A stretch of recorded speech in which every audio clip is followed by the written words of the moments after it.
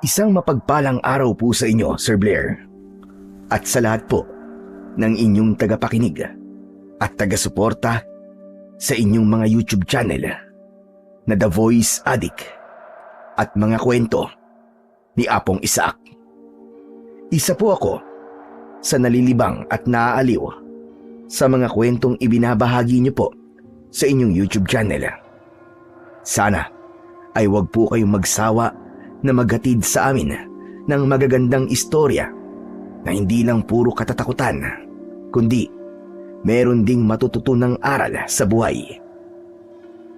Sa buhay po natin, darating ang pagkakataon na susubukin tayo ng Diyos kung ano ang gagawin natin kapag merong nangangailangan ng tulong. Kung tayo ba ay kikilos o mas pipiliin natin na manahimik na lang. Itago nyo na lamang po ako sa pangalan na Danilo. At ito ang aking kwento. Ang aking kwentong ibabahagi sa inyo ay nangyari nung ako ay 30 taong gulang at wala pang sariling pamilya. Nang panahon na yon ay buhay pa ang aking Lola Fatima na siyang tanging kasama ko sa buhay. Bata pa lamang ako ay mahilig na akong magtanim at mag-alaga ng iba't ibang klase ng halaman. Hindi ko alam, pero may kakaiba kong sayang nakukuha sa tuwing napapalago ko ang aking mga tanim. Nang lumaki ako, ay pinagkakitaan ko ang aking libangan. Ibinibenta ko ang mga tanim ko at masasabi ko na mabenta ang mga halamang gamot. Sa ganung paraan ay nakakatulong ako kahit papano kay Lola Fatima sa mga gastusin namin sa araw-araw. Hindi kasi ako nakatapos ng high school. Kaya naman hirap akong makahanap ng maayos na trabaho, habang si Lola, kahit matanda na siya, ay tumatanggap pa rin siya ng labada. Gustuin ko man na tumigil na siya sa pagtatrabaho ay hindi pwede dahil parehas kaming magugutom. Isang tanghali, pagkatapos kong magluto, ay pinuntahan ko si Lola Fatima sa likod ng bahay kung saan siya naglalaba. Pakiramdam ko ay kinurot ang puso ko dahil sa napakarami niyang nilalaban ng oras na yon. La, kumain na po muna tayo. Tapos na po ako magluto. Mamaya na ako kakain. Mauna ka na. Kailangan ko kasing matapos itong nilalaban ko bago maghapon. Hindi ko kasi akalain na ganito pala karami ang ipapalabas sa akin ni Sonia. Mamaya na po yan, La. Baka mamaya mahimatay na po kayo dyan kasi hindi pa rin po kayo nag-aalmusal. Pagising ko, nandyan na kayo. Hayaan niyo po. At mamaya, tutulungan ko kayo sa paglalaba. Wag na. Kaya-kaya ko na ito. Pero kung gusto mo talaga akong tulungan, ay ipag-igib mo na lang ako babaya ng tubig doon sa may balon. Sige na, kumain ka na. Hindi pa naman ako nagugutom. Hindi po ako kakain, La. Kung hindi po kayo kakain. Abay, bakit naman? Nasa akin ba bibig mo? Basta, sige na, kumain ka na. Tirhan mo na labang ako ng ulam. Ayoko, La. Hindi po talaga ako kakain kung hindi ko po kayo kasabay. Saka magkakasakit po kayo niyan kapag hindi po kayo nagpapahinga at kumakain sa tamang oras. Ano bang pahinga ang sinasabi mo, Danilo? Sa mga kagaya nating mahirap ay hindi usong pahinga. Para lang yun sa mayayaman. Kapag nagpahinga tayo, mas mapapadali ang pagkamatay natin dahil sa gutom. Ay nako, pero sige na nga, pagbibigyan na kita. Kumain na muna tayo. Ano ba kasing niluto mo? Sarsyadong tilapia po. Umutang po ako kanina kay Aling Marisa ng isda nung dumaan po siya rito kanina. Bakit umutang ka pa? Hindi pa ka tayo nakakabayad kay Marisa doon sa inutang nating galunggong nung 1 linggo. Dinagdagan mo na naman ang utang natin. Mabait naman po si Aling Marisa. Saka hindi po siya naniningil. Ang sabi po niya ay bayaran na lang natin siya kapag may pera na tayo. Mukha pa lang hindi na tayo makakabayad sa kanya. Kailan ba tayo magkakaroon ng perang pambayad sa mga utang natin? Kapag nakabenta po ako ng halaman, ay magbabayad po tayo kay Aling Marisala para makautang ulit tayo sa kanya ng isda. Ganito na lang babuhay natin. Uutang tapos magbabayad, tapos uutang ulit. Mamamatay na lang siguro ako nang hindi nakakaranas ng maginhawang buhay. Huwag po kayo mag-alala, Lola. May awa po ang Diyos. Sa kamalay nyo, di ba? May bumagsak na swerte sa atin nang hindi natin inaasahan. Ang mabuti pa ay kumain na po tayo at baka lumamig na yung kanin. Mabuti pa nga. Masyado nang humahaba itong usapan natin. Nasasayang lang ang oras. Magkasama kaming pumasok ni Lola Fatima sa aming bahay at dumulog na kami sa aming hapagkainan. May awa akong naramdaman para kay Lola.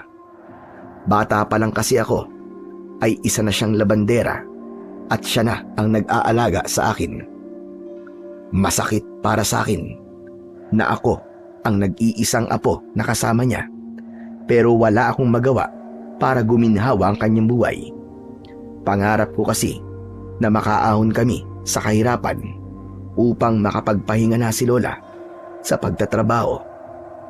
Kahit hindi yung sobrang yaman, okay na ako sa nakakakain kami ng 3 beses sa isang araw at hindi tumutulo ang bubong namin tuwing umuulan. Oo nga pala, kinausap ako kanina ni Kapitana.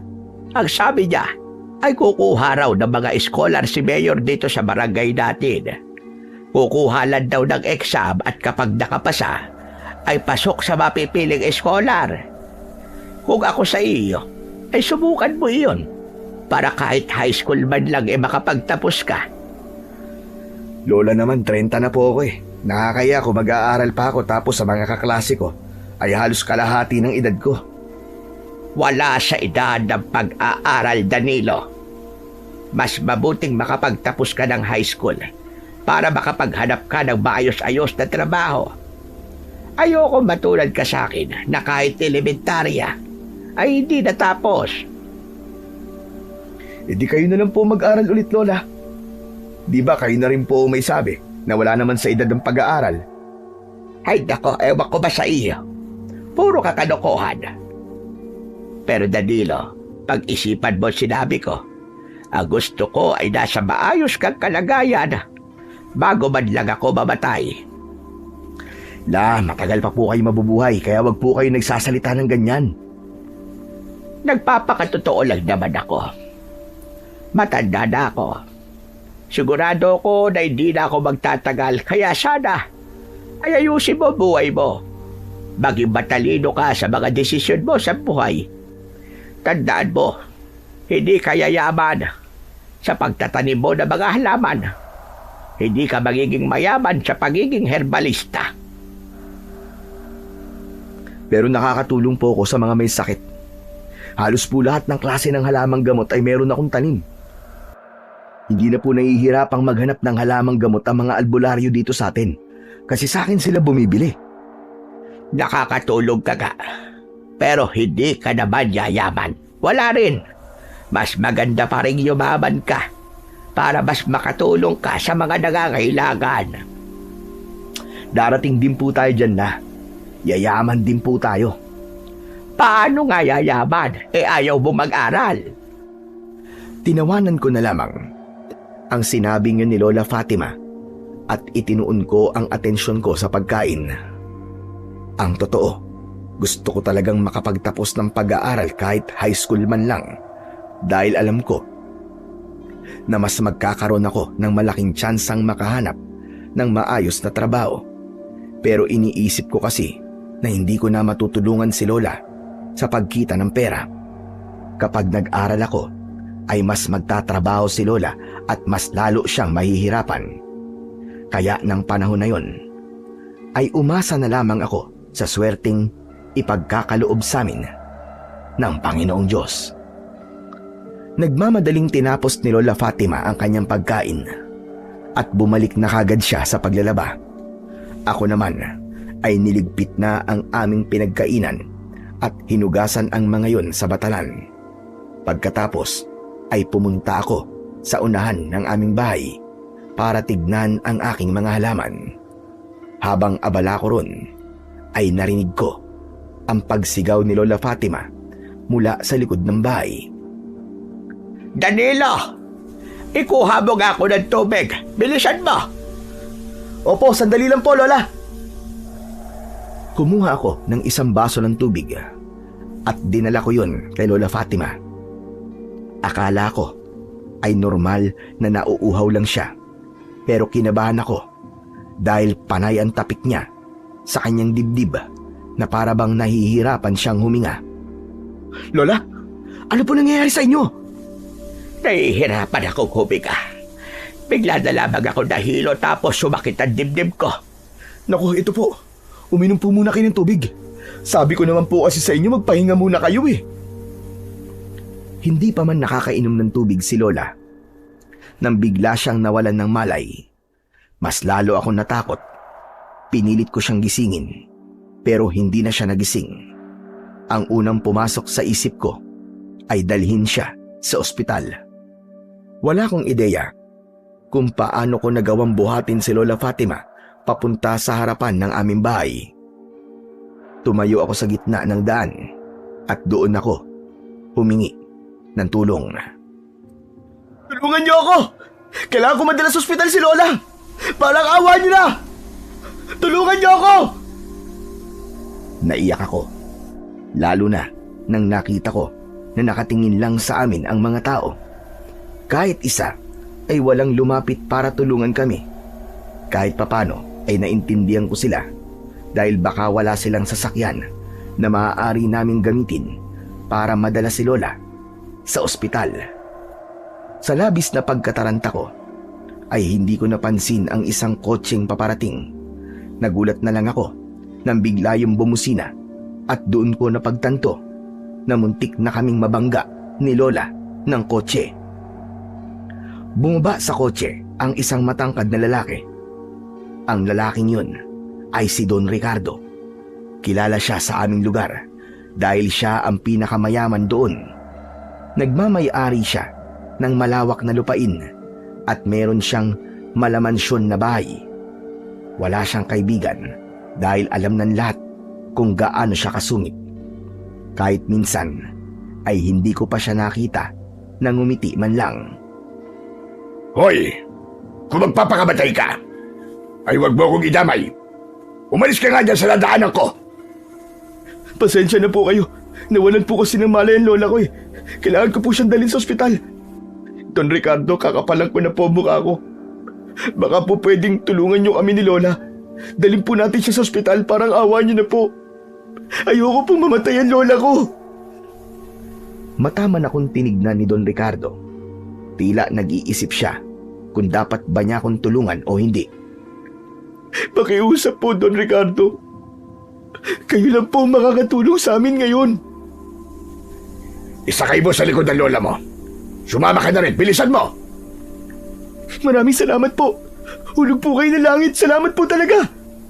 Huwag ka na magsalita dyan. Kumilos ka na at baka mamatay pa yung lola mo. Opo, opo.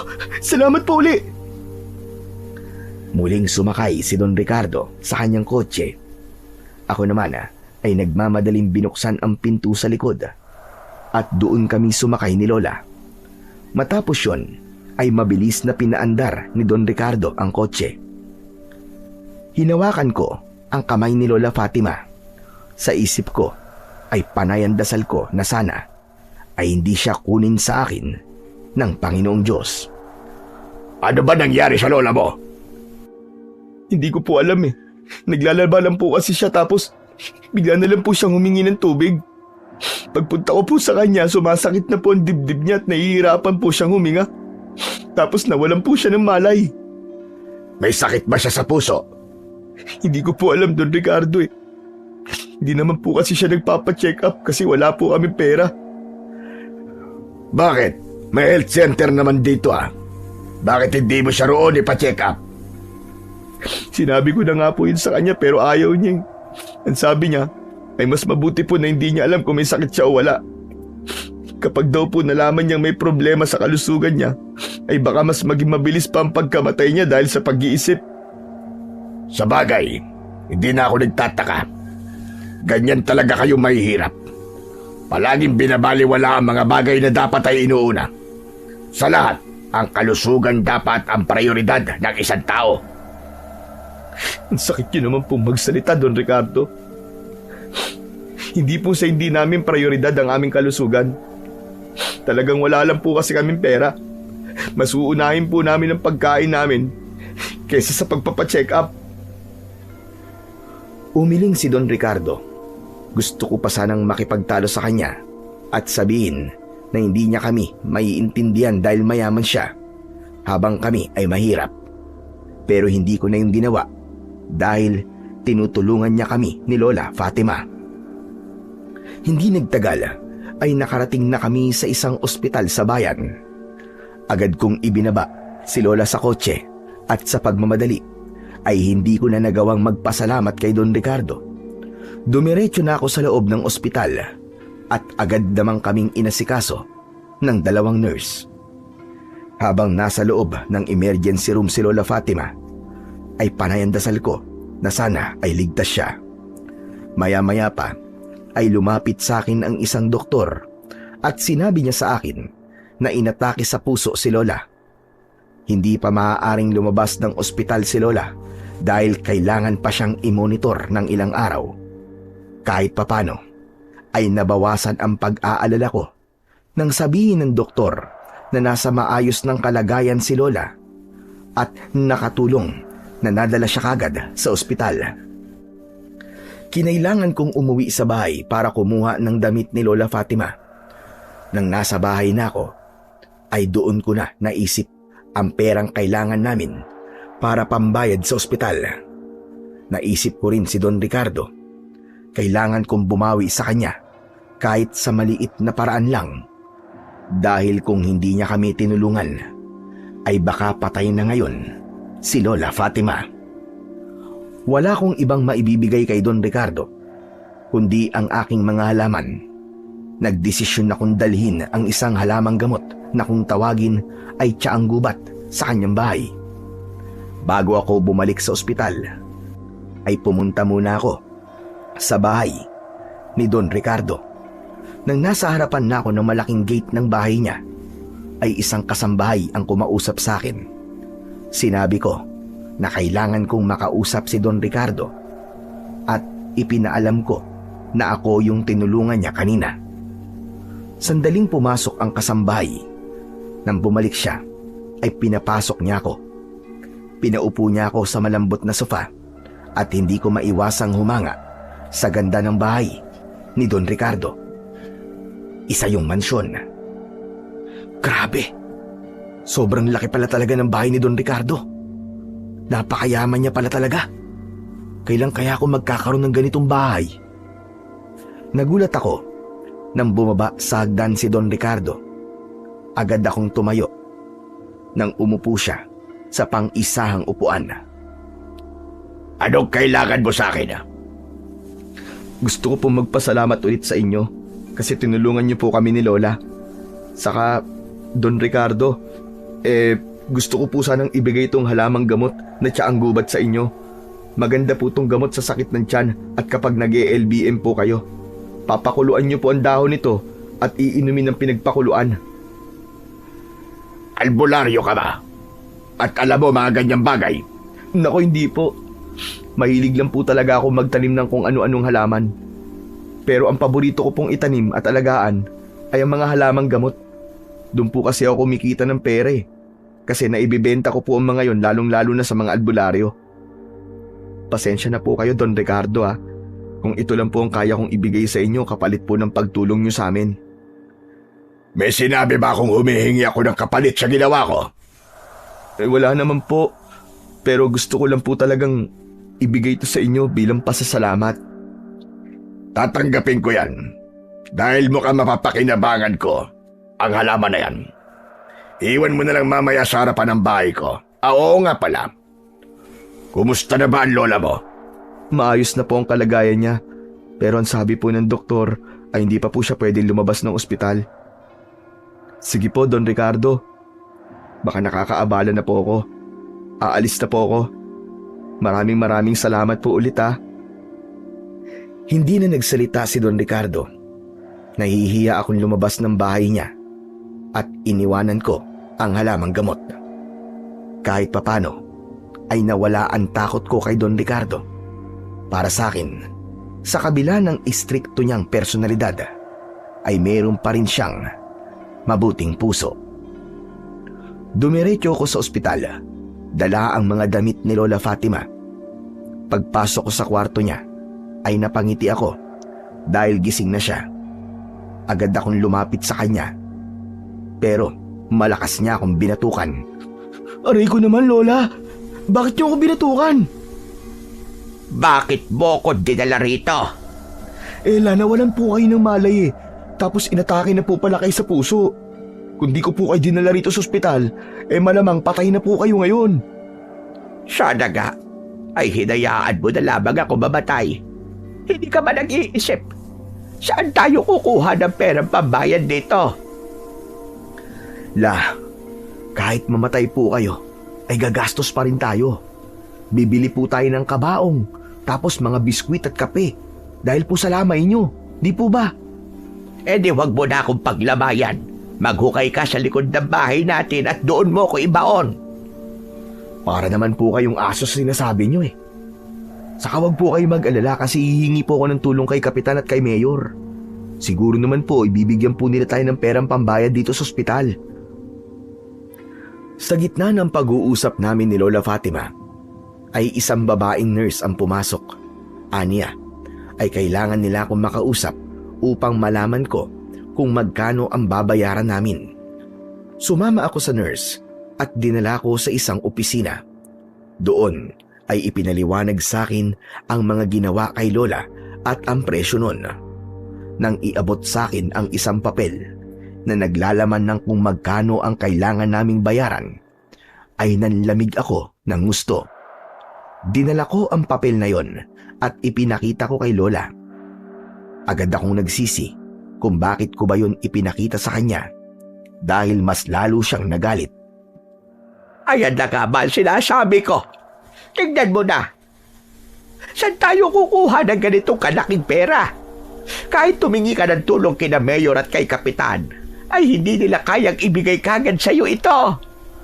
La, ano ba, kumalma nga lang kayo. Baka mamaya atakihin na naman kayo sa puso. Sige ka, tatagal po tayo rito sa ospital. Sa tingin mo ba, ay kaya kong kumalma sa problema natin ngayon? Wala na nga tayong makain ay kailangan pa nating magbayad ng napakalaki sa ospital na ito. Ano ba sinabi sa'yo nung kumausap sa iyo? Kailan daw ba ako makakalabas? Bukas daw po pwede na po kayong lumabas pero... Pero ano? Pero ano? Dapat po ay mabayaran natin yung kalahati ng hospital bill natin bago po kayo payagan na makalabas. Tapos may pipirmahan po tayo na nangangako tayo na babayaran natin yung kulang. Habang di po natin nababayaran yung kalahati, ay dito po muna kayo. At araw-araw ay manadagdagan po ang kailangan nating bayaran sa ospital. Kasi may bayad po tong kwarto nyo kada araw eh. Ospital ba talaga ito o hotel? Bakit may bayad ng kwarto kada araw? Diyos ko, sabi ko na nga ba, dapat ay hindi mo na ako dinala rito. Sa albularyo mo na lang sana ako dinala para mas makamura pa tayo. Ganito na lang, sabihin mo sa kanila na doon na lang ako matutulog sa daanan ng mga tao. Hindi na kamo ko gagamit ng kwarto sa ospital na ito. Pero la, hindi po pwede yung gusto nyong mangyari. Baka matapakan pa kayo doon ng mga tao eh. Hayaan niyo po at gagawa po ako ng paraan para makalabas kagad kayo rito. Nangangako po ako sa inyo. Ewan ko ba sa'yo, Danilo? Sa nangyayari ngayon, ay mas gusto ko pang mamatay na lamang. Alam kong mas nag-aalala si Lola Fatima sa akin dahil ako ang maghahanap ng perang pambayad sa ospital. Ramdam kong ayaw niya akong mahirapan pero wala na kaming magagawa. Mas gusto ko pa ang ganong problema kaysa ang mamatay si Lola dahil hindi ko siya dinala sa ospital. Nang sumunod na araw, ay agad akong kumilos para makaipon ng perang pambayad sa ospital para makalabas kagad si Lola Fatima. Lumapit ako kay Kapitan at kay Mayor. Binigyan nila ako, pero napakalaki pa rin ng kulang at hindi man lang yun umabot sa kalahati ng dapat naming bayaran. Bagsak ang balikat ko habang naglalakad ako pauwi sa aming bahay. Sino pa kaya ang pwede kong lapitan ng mautangan? Hindi pwedeng magtagal si Lola sa ospital dahil mababaon kami ng gusto sa utang. Baka makulong pa kami kung sakali. Sa bagay, kung makukulong kami, ay parang mas okay yun kasi libre ang tirahan namin at pagkain namin doon. Napahinto ako sa paglalakad nang napatapat ako sa malaking gate ng bahay ni Don Ricardo. Sakto na nasa labas si Don Ricardo. Nakaupo siya habang umiinom ng kape. Isang ideya ang pumasok sa utak ko at yun ay ang umutang ng pera kay Don Ricardo. Ang hindi ko lang sigurado ay kung papautangin niya ako lalo na't alam niya na wala akong kakayahan na magbayad. Pero desperado na ako kaya kinapalan ko na ang aking muka. Lumapit ako sa gate at mula roon ay tinawag ko si Don Ricardo. Tumayo si Don Ricardo at lumapit siya sa akin. Ikaw na naman. Anong kailangan mo? Huwag mo sabihin na may dala ka na namang halamang gamot. Wala po, Don Ricardo. Pwede ko po ba kayong makausap? Tungkol saan? Pwede po bang sa loob na lang po tayo mag-usap kung okay lang po sa inyo? Seryoso akong tinignan ni Don Ricardo.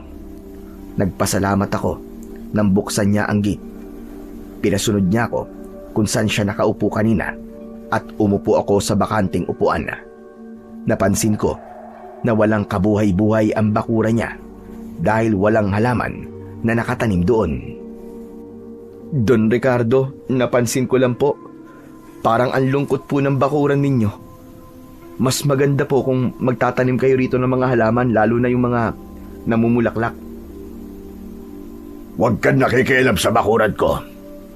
Sabihin mo na ang sasabihin mo dahil ayoko nang nasasayang ang oras ko. Pasensya na po, pero sige, sasabihin ko na po ang sadya ko rito. Alam niyo naman po na nasa ospital ang lola ko, di ba? Don Ricardo, kakapalan ko na po mukha ko.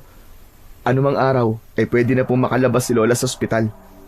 Pero kailangan po naming mabayaran ng kalahati ng hospital bill namin bago po siya makalabas. Kung hindi po namin yung mababayaran, ay mananatili po siya sa ospital at lalaki po ng lalaki ang dapat namin bayaran. Uutang ka ng pera sa akin, tama? Paano niyo po nalaman? Manghuhula po ba kayo? Hindi ko kailangan maging manghuhula para malaman kung ano sasabihin mo sa akin. Malinaw na nandito ka para mangutang. Opo, ganun na nga po. Talagang desperado na po ako kaya kahit kayo po ay nilapitan ko na. Nagbabaka sakali lang po ako.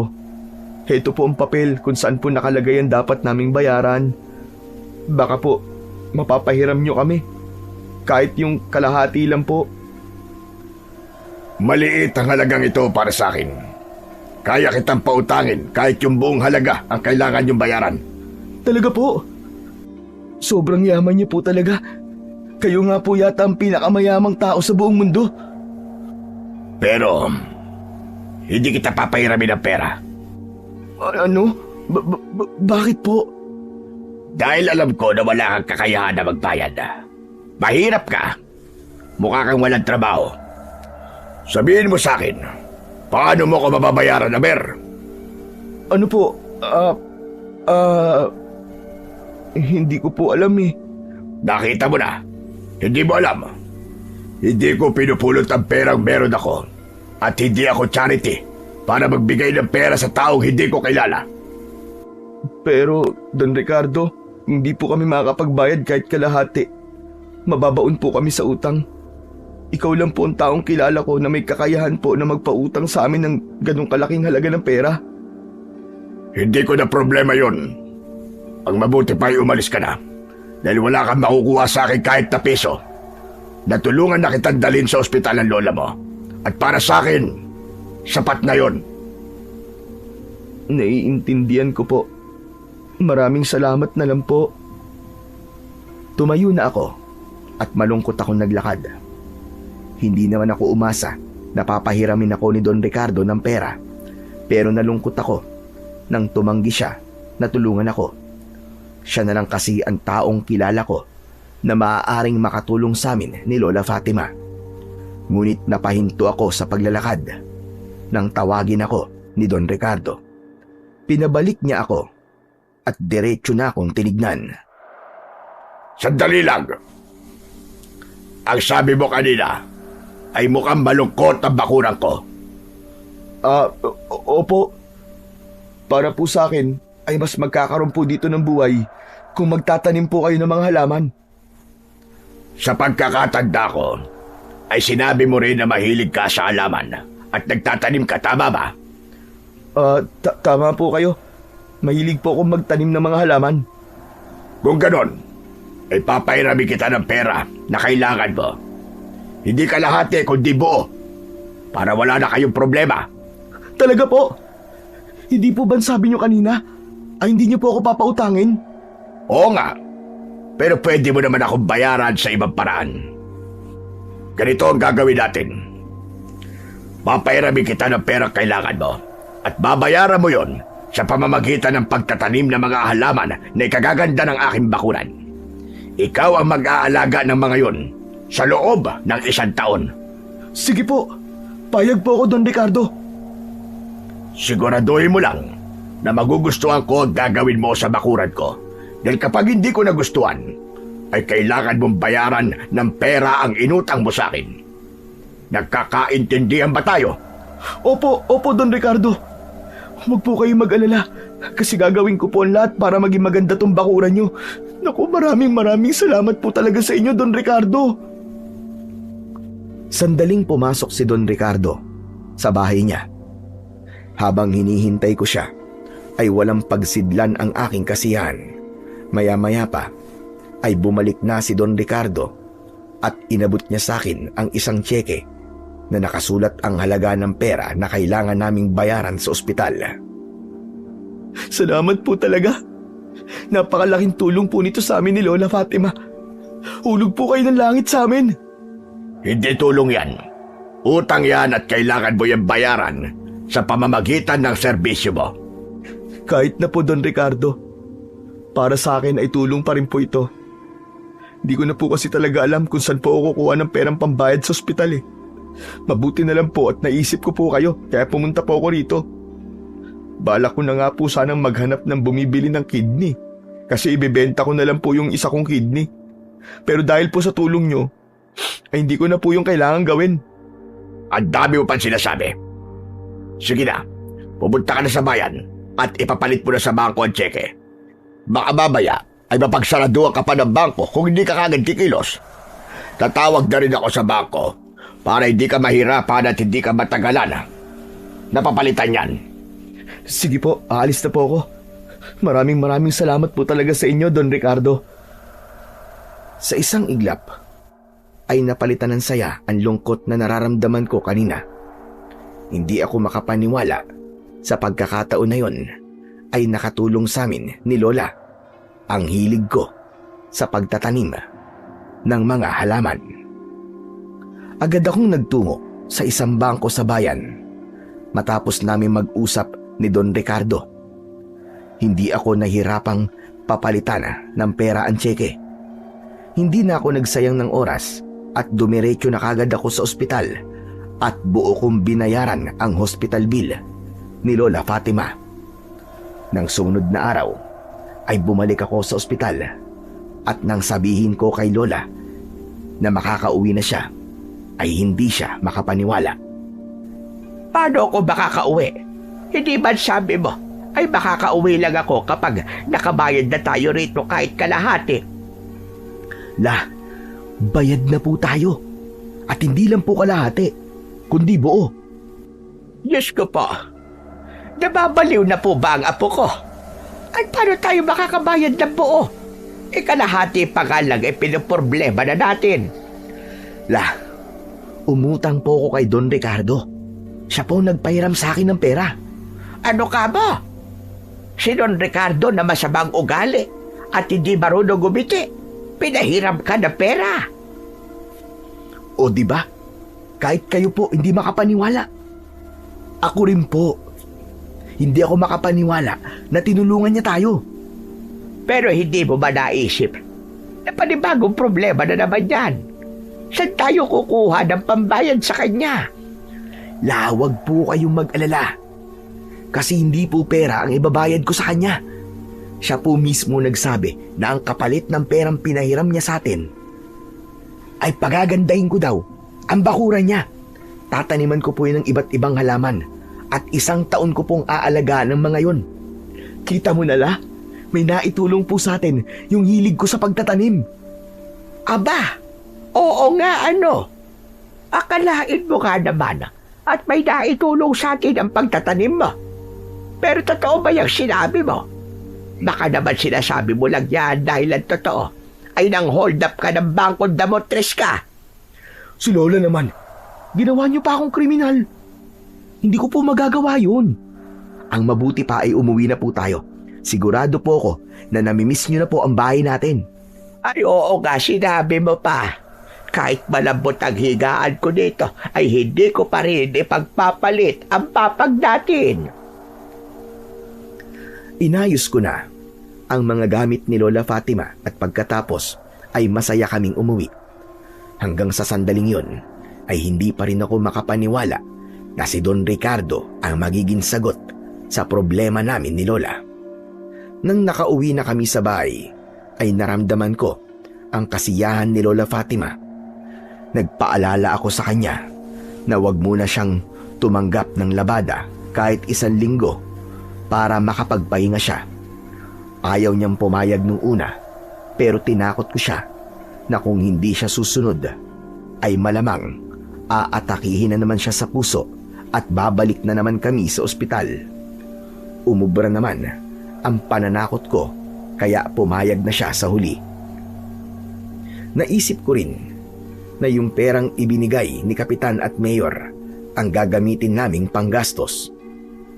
Kinabukasan ay maaga akong nagising. Pumili ako ng mga halamang namumulaklak sa mga tanim ko na dadalhin ko kay Don Ricardo. Inilagay ko sa lumang paso ang mga halamang napili ko. Humiram ako sa kapitbahay ko ng kariton para hindi ako mahirapan sa pagdadala ng mga yon. Habang abala ako sa aking ginagawa, ay lumapit naman si Lola Fatima sa akin. Mamaya mo na tapusin yung ginagawa mo at kumain muna tayo.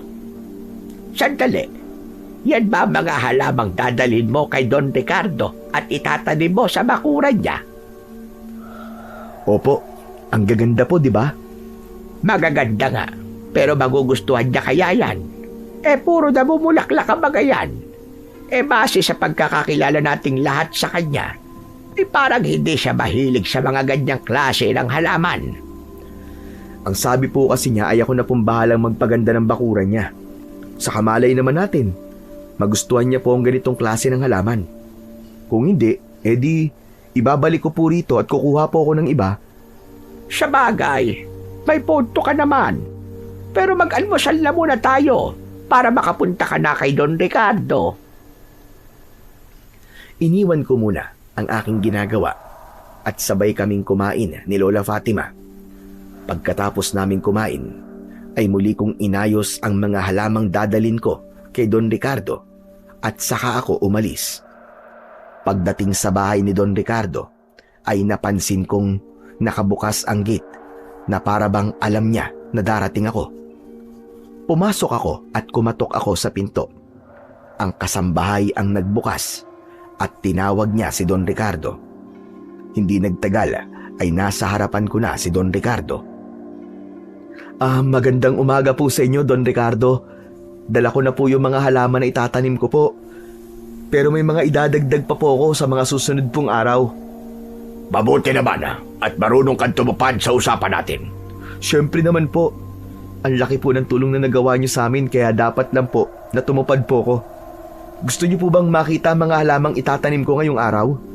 Sige, mas mabuting makita ko ang mga ilalagay mo sa bakuran ko bago mo itanim ang mga yun.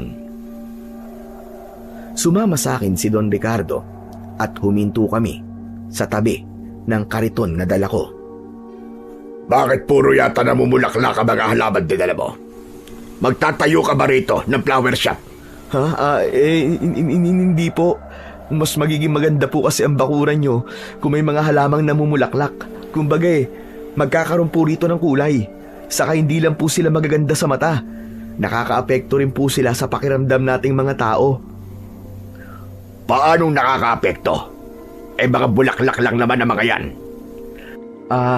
Ako po kasi, Don Ricardo, kapag meron po akong iniisip na problema, ay tumatambay lang po ako sa halamanan ko.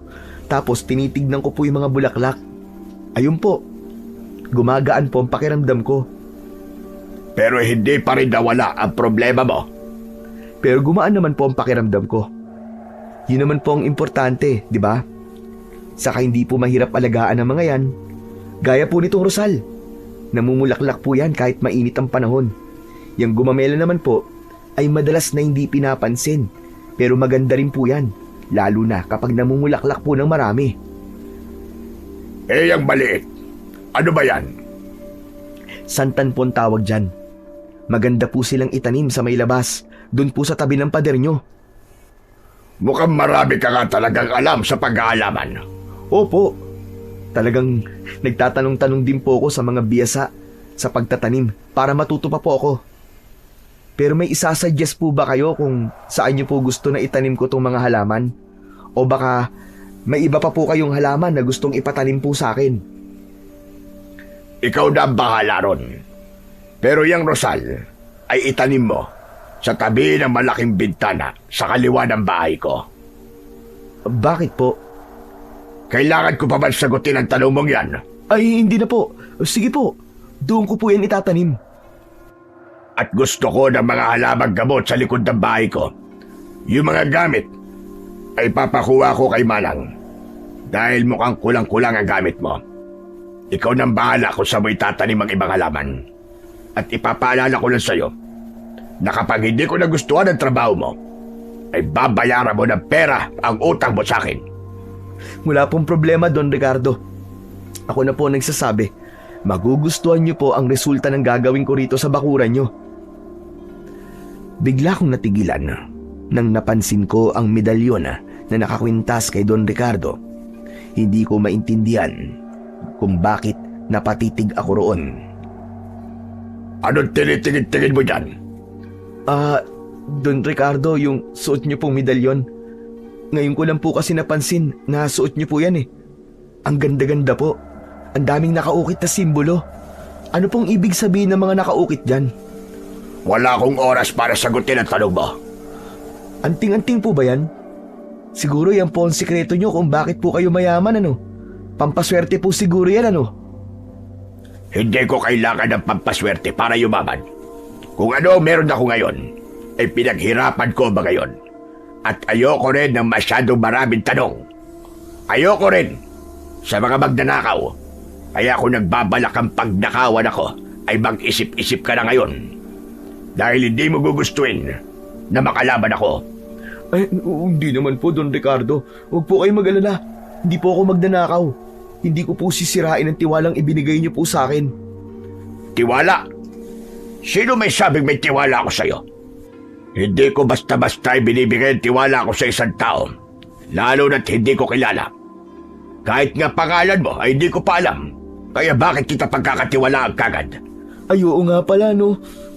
Hindi ko pa pala nasasabi ang pangalan ko po sa inyo. Ako po si Danilo. Pero gaya po ng sinabi ko, ay hindi po ako gagawa ng masama abang nagtatrabaho po ako rito sa inyo. Sige na. Simulan mo na ang pagtatrabaho. Mamaya ay titignan ko ang ginawa mo. Nang pumasok na si Don Ricardo sa bahay niya, ay sinimulan ko na ang dapat kong gawin. Maya-maya ay dinala ng kasambahay ang iba pang mga gamit na kailangan ko. Siniguro ko na nasa tama at magandang pwesto ang mga halaman, hindi ko rin kinalimutan na ilagay ang rosal sa lugar na sinabi ni Don Ricardo. Pagsapit ng tanghali, ay dinalhan ako ng pagkain ng kasambahay at sandali akong nagpahinga. Pagkatapos kumain, ay muli akong nagtrabaho. Bandang hapon, ay muling lumabas si Don Ricardo. Nang oras na yon, ay tapos na ako at nakaupo na lang ako sa harapan ng bahay. Hindi ako nagsalita at inayaan ko lang siyang tignan ang aking ginawa. Nagustuhan niyo po ba, Don Ricardo? Kung may ipapabago po kayo ng pwesto, sabihin niyo lang po at ililipat ko po kagad. Okay na yan. Magandang ginawa mo. Naku, maraming salamat po at nagustuhan niyo. Mas lalo pa po yung gaganda kapag namulaklak na po ang mga yan. Sa ngayon, maaari ka nang umuwi. Pero tandaan mo, hindi pa rito natatapos ang trabaho mo. 1 taon mong aalagaan ang mga yan. At kapag may gusto kong ipabago at idagdag, ay kailangan mo sumunod. Hindi ko po yun makakalimutan.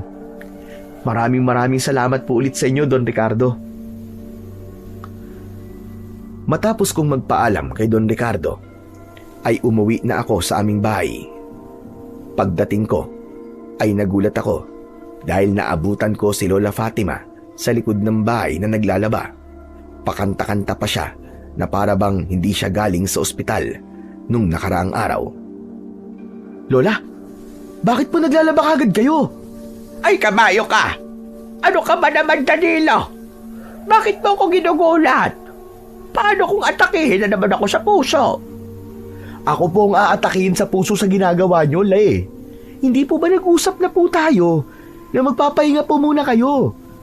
Kayo naman, Lola, 1 linggo lang naman po yun eh. Bakit di niyo po magawa? Hayaan mo na. Konti lang naman ito. Sayang din yung kikitain ko pambili natin ng ulam at bigas. Eh, di ba? Wala ka namang sasahurin sa trabaho mo kay Don Ricardo. May pera pa naman po tayo, La eh. Yung binigay po ni Kapitan at ni Mayor. Hay nako, gasino na lamang yon. At hindi mo namamalayan, mauubos din yon. Ang tigas po talaga ng ulo niyo, La. Mabuti pa nakausapin ko na po yung mga nagpapalabas sa inyo. Sasabihin ko po sa kanila na wag muna sila magpapalabas sa inyo dahil kakalabas nyo pa lang po ng ospital. Saka ko na po tatapos niyan, La. Magpahinga na po kayo. Sige. Kung gusto mo na ikaw ang gumawa nito ay hindi na kita pipigilan. Total ay kanina pa sumasakit ang balakang ko. Kasi kanina pa akong nakaupo rito. Tumayo na si Lola at ako na umupo para maglaba. Habang nagkukusot ay napansin ko na nasa tabi ko pa rin siya. Oh, bakit nandiyan pa rin po kayo? Pumasok na po kayo roon at magpahinga. Naisip ko kasi na hindi pa ako nakakapagpasalamat sa iyo, Apo. Para sa naman po, La? Sa mga bagay na ginagawa mo para sa akin. Kahit mahirap tayo, ay masasabi ko maswerte pa rin ako. Dahil nagkaroon ako ng apong kagaya mo. Hindi ka sakit sa ulo. At napakasipag mo pa. Wala po kayong dapat na ipagpasalamat sa akin kasi lahat po ng ginagawa ko ay paraan ko lang po ng pagtanaw ng utang na loob ko po sa inyo. Simula po pagkabata ko, kayo na po nag-aalaga sa akin. Kahit ngayong malaki na ako, inaalagaan niyo pa rin po ko. Kaya kung may dapat man pong magpasalamat ay ako po yun, La. Salamat po kasi hindi niyo po ako pinabayaan. Ay nako, bakit ba napunta sa ganito ang usapan natin? Naiiyak tuloy ako. Eh kayo naman kasi, kasalanan niyo eh. Kayo po nagsimula niyan eh. Ang mabuti pa po ay magpahinga na kayo. Tatapusin ko lang po itong labahin niyo. Si Lola talaga pinaiyak din ako eh.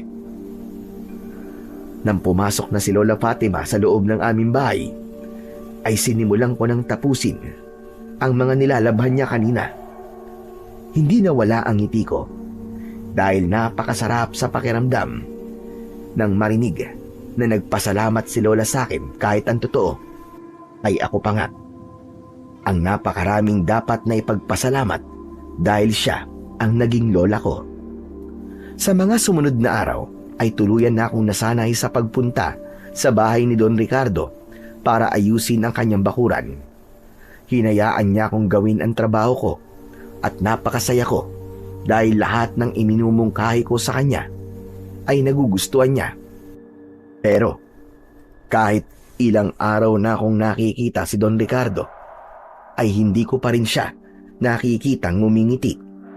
Isang gabi, habang kumakain kami ng hapunan, ay napag-usapan namin ni Lola Fatima si Don Ricardo. Naalala ko lang, 1 linggo ka na palang nagtatrabaho kay Don Ricardo. Kumusta naman ang trabaho mo sa kanya, iho?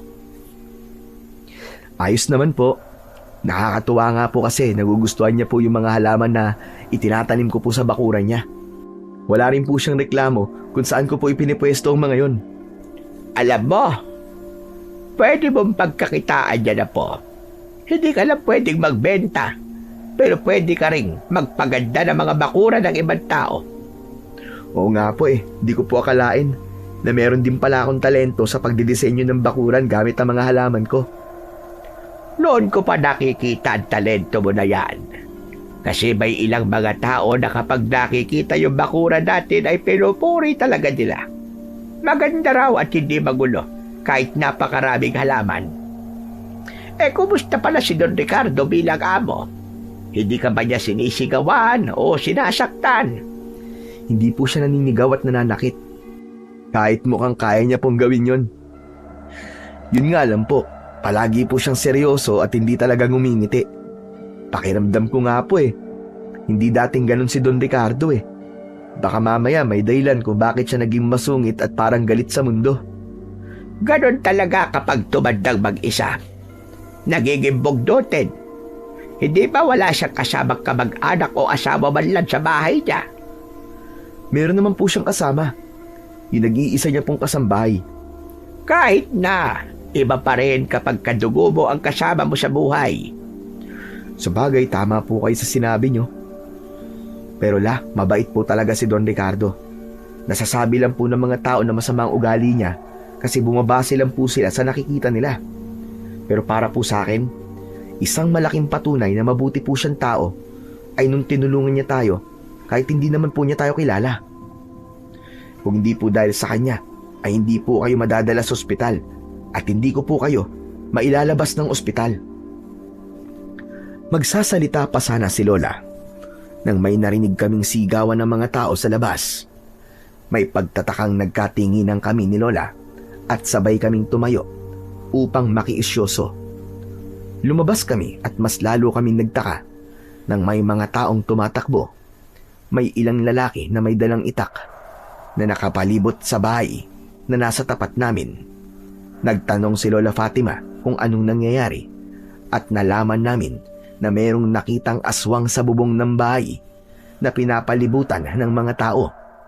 Aba, ngayon ko lang yata narinig na may aswang dito sa atin Kaya nga po Pero hindi po ba buntis po yung babaeng nakatira sa bahay na yan?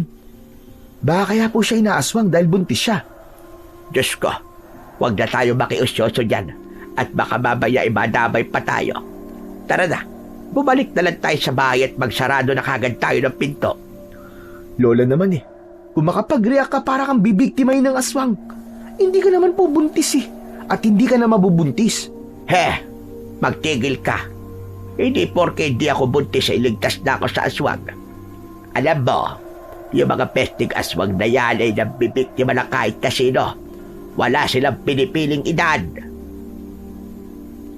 Matapos yun, ay nagmamadaling pumasok si Lola sa bahay habang ako naman ay natatawang sumunod sa kanya. Hindi pa kasi ako kumbinsido na aswang ang nakita ng mga tao at maniniwala lamang ako kung ako mismo ang makakakita sa nilalang na yon. Kinabukasan ng umaga, habang papunta ako sa bahay ni Don Ricardo, ay napansin ko na may pinagkakaguluhan ang mga tao sa gilid ng daan. Dahil sumipa ang pagiging tsismoso ko, ay nakiusyoso na rin ako. Halos masuka ko nang nalaman ko kung ano ang pinagkakaguluhan nila. Isang bangkay ng aswang ang naroon at kalunos-lunos ang kanyang itsura. Puno ng sugat ang buo niyang katawan na para bang wala siyang awang pinagtatataga. Narinig ko sa mga tao na yun yung aswang na nakita nila kagabi at wala silang ideya kung sino ang pumatay sa aswang. Nagpatuloy ako sa paglalakad at hanggang sa nakarating ako sa bahay ni Don Ricardo ay tila wala ako sa sarili dahil iniisip ko yung pinatay nung aswang. Nakaupo si Don Ricardo sa labas at umiinom siya ng kape. Nakatulala akong umupo sa tabi niya at kinuha ko ang tasa at humigop ako ng kape. Hoy, ano ka ba? Kape ko yan ah. Naku, sorry po, Don Ricardo. Sorry. Ipagtitimpla ko na lang po kayo ng panibagong kape. Wag na. Nawalan na ako ng gana. Ano ba nangyayari sa'yo? At parang wala ka sa sarili mo. Kasi po, Don Ricardo, may patay po na aswang. Doon po sa daan. Sa tingin ko po, ayun po yung aswang na nakita ng mga tao kagabi. Aswang? Naniniwala pala kayo sa ganyan, sa panahon ngayon? Sa totoo lang po, hindi po ako naniniwala nun eh. Pero nakita ko po yung bangkay nung aswang kanina ay naniwala na po ako. Nakakatakot po ang itsura niya, Don Ricardo. Para siyang halimaw na hindi ko maintindihan. Pero nakapagtataka, sino ang pumatay sa kanya? Sabihin na nga natin totoo, mga aswang. Pero dapat niyo ba bang malaman kung sino ang pumatay sa kanya? Hindi ba dapat ay maging masaya na lang kayo dahil ligtas na kayo sa aswang? Sa bagay, tama po kayo. Pero sandali.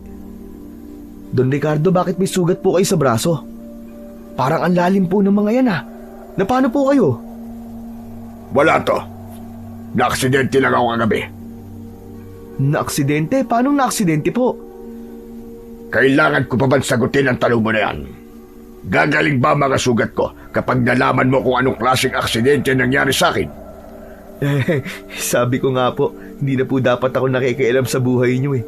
Sige po, magtatrabaho na po pala ako. Aayusin ko na po yung mga halamang gamot sa likod ng bahay niyo.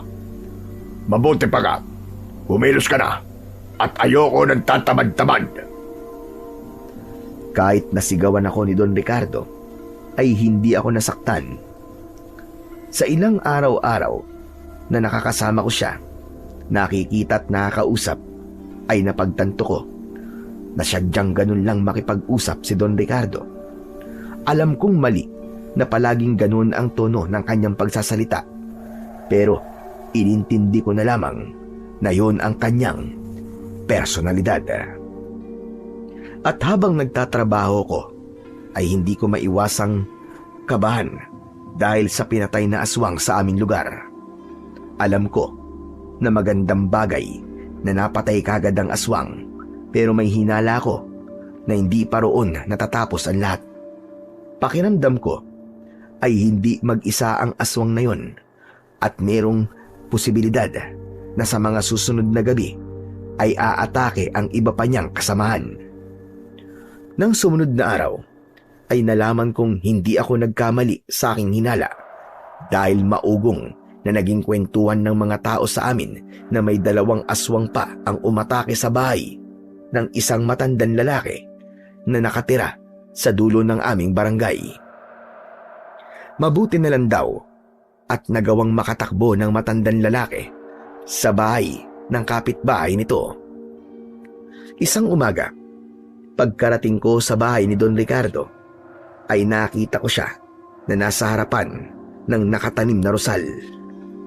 Pinagmasdan ko siya at nahuli ko siyang inaamoy ang mga bulaklak ng halaman na yon.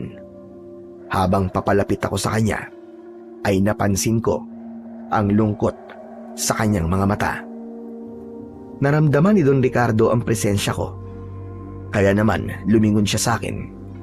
Tila napapahiya siyang lumayo sa rosal.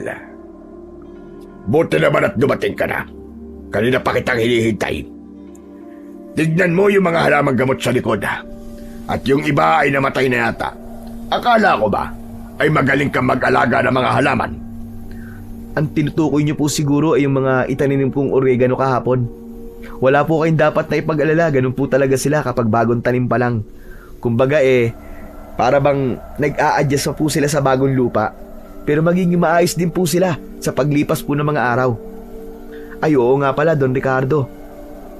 Hindi po ba tong malaking bintana ay sa kwarto nyo? Paborito nyo po ba ang rosal? Kaya dito nyo po yan ipinatanim sa akin? Hindi ako may paborito sa rosal, kundi ang aking asawa. May asawa po kayo? Nasaan na po siya? Bakit hindi ko po siya nakikita? Matagal na siyang patay. Naku, sorry po. Kung naitanong ko pa, hindi ko po kasi alam. Tatanungin mo ba ako kung alam mo na? Sige na nga, ang mabuti pa ay magtrabaho ka na. Ayusin mo yung mga halamang gamot sa likod. At ayoko may nakikita akong mga lantang halaman. Sige po, ako na pong bahala sa mga halaman. Ay, oo nga pala, Don Ricardo. Mag-iingat po kayo Mas mabuti po na wag na po kayong lumabas tuwing gabi. May umatake na naman po kasing aswang kagabi. Hindi lang po isa, kundi 2 aswang po. Wala akong pakialam sa mga aswang-aswang na yan. At isa pa, hindi ako lumalabas sa gabi. Kaya walang dahilan para paalalahanan mo ko. Nang iwanan ako ni Don Ricardo, ay doon ko napagtanto kung bakit palagi siyang tahimik. Yun ay dahil sa namatayan siya ng asawa. Marahil yun din ang dahilan kung bakit naging masungit siya at tila galit sa mundo. Pagsapit ng hapon, ay umuwi na ako sa aming bahay. Naabutan ko si Lola Fatima na nasa kusina at nagbabantay ng sinaing. Nagmano ako sa kanya at inilapag ko sa lamesa ang isang plastic container na may lamang kalderetang baka. Tignan niyo, Lola, binigyan po ako ni Don Ricardo ng ulam. Kalderetang baka po yan. Marami po kasing niluto yung kasambahay niya kaninang tanghali, kaya binigyan po ako ni Don Ricardo. Salamat naman, tamang-tama at hindi pa ako nakapagluluto ng ulam. Yan na lamang ang ulamin nating mamayang hapunan. Mukhang totoo nga. Mukhang mabait nga pala talaga si Don Ricardo, Tignan mo. At binigyan pa niya tayo ng ulam. Mabait naman po talaga siya. At kanina ay nalaman ko po na namatayan po pala siya ng asawa. Yung po siguro ang dahilan kung bakit masungit po siya at bugnutin. Bakit ako naman namatayan din ako ng asawa? Ang lolo panting mo. Bakit hindi naman ako naging masungit? Iba-iba naman po kasi tayo ng pagdadala ng problema, Lola. Maaaring kinaya niyo po yung sa inyo. Pero hindi po ibig sabihin nun ay kaya rin yun ng ibang tao. Sa bagay, may punto yung sinabi mo. Matalino ka rin pala. Ngayon ko lang nalaman. Oo nga pala. Nagbahay-bahay si Kapitan kanina. Hindi tayo pwedeng lumabas ng alas 7 ng gabi hanggang alas 5 ng umaga. May curfew na raw tayo ngayon. At hindi yun aalisin hanggat hindi sila nakakasigurado na hindi naaatake yung mga aswang. Salamat naman. Mas mabuti nga po yun Para rin naman po yun sa atin. Pero kahit nasa loob po tayo ng bahay ay kailangan pa rin po nating mag-ingat. Kasi sa pagkakaalam ko po, ay namamasok po ng bahay yung mga aswang. Sinabi mo pa. Kaya nga mamaya ay magsasabit ako ng mga bawang sa pinto at bintana. Ang sabi ay maganda raw na pangontra yun sa aswang. Sigurado po ba kayong epektibo ang bawang na pangontra sa aswang? Abay malay ko. Narinig ko lang naman yun. Pero mabuti na maniwala tayo kaysa wala tayong gawin. Mahirap ang magsisi sa huli. Sinang-ayunan ko na lang ang sinabi ni Lola Fatima. Wala kasi kaming magagawa kundi ang maniwala sa mga sinasabing paraan upang hindi kami maging biktima ng mga aswang. Yun ang unang beses na nangyari ang ganun sa aming lugar. Kaya sa totoo lang, ay wala kaming ideya sa kung paano namin poprotekta ng aming sarili at ang mga mahal namin sa buhay. Maaga kaming natulog ni Lola Fatima ng gabing yon. Hindi namin kinalimutan na magsabit ng bawang sa pinto at bintana. Habang mahimbing akong natutulog, ay nagising ako nang dahil sa pagtahol ng mga aso sa labas.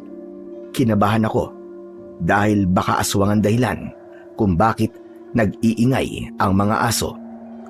Bumangon ako at bahagya akong binuksan ng bintana. Sumilip ako mula roon. Bilog ang buwan ng gabing yun, kaya kahit papano ay naaaninag ko ang paligid. Nagtaka ako nang nakita ko si Don Ricardo na tumatakbo habang may dalang itak. Dahil sa kuryosidad ay lumabas ako ng bahay at sinundan ko si Don Ricardo. Nagtago ako sa likod ng isang puno nang nakita ko na huminto si Don Ricardo sa isang bakanting lote at nasa harapan niya ang dalawang aswang. Hindi ba sabi ko sa inyo ay huwag niyo na akong susundan kung ayaw ninyong mamatay? Hindi ba kayo natatakot? Kahit may edad na ako, ay nagawa ko pa rin patayin ang isa sa mga kasama niyo. Hindi kami natatakot sa iyo. Mahina ka na at hindi gaya ng dati. Ano bang akala mo? Palalampasin lang namin ang ginawa mo na halos ubusin mo ang aming lahi at kaming tatlo na lang ang natira. Tapos, pinatay mo pa ang isa. Hindi kami titigil hanggat hindi ka namin napapatay, Ricardo. Biglang sumugod si Don Ricardo sa mga aswang. Sinubukan niyang saksakin ng isa, pero mabilis siyang nakaiwas. Pumunta sa likod si Don Ricardo. Ang isang aswang ay hinawakan nito ang mga kamay. Nagpumiglas siya, pero mukhang mas malakas ang aswang na may hawak sa kanya.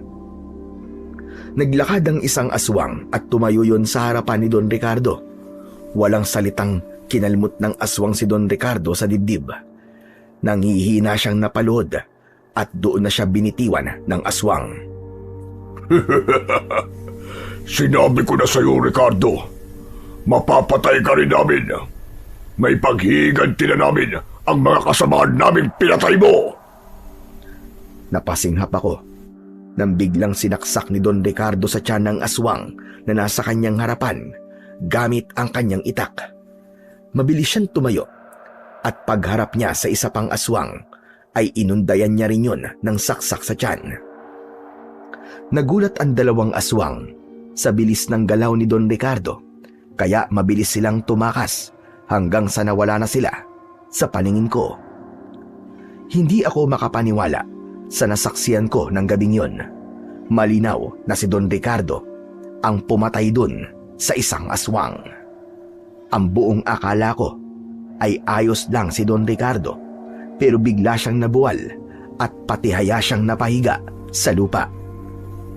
Labis akong nag-alala sa kanya, kaya nilapitan ko siya.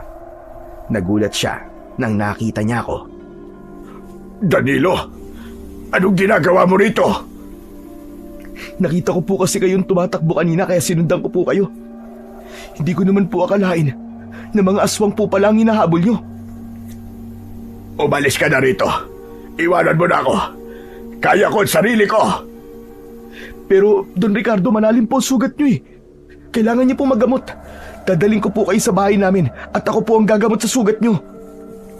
Bakit ba ang kulit mo? Sinabi ko nang kaya ko ang sarili ko. Pinilit niyang tumayo habang nakaalalay ako sa kanya. Akmang mabubuwal na sana siya, pero agad ko siyang hinawakan. Ayan na nga ba ang sinasabi ko eh. Sinabi ko nang hindi niyo po kaya eh. Huwag na po matigas ang ulo niyo, Don Ricardo. Sumama na po kayo sa akin.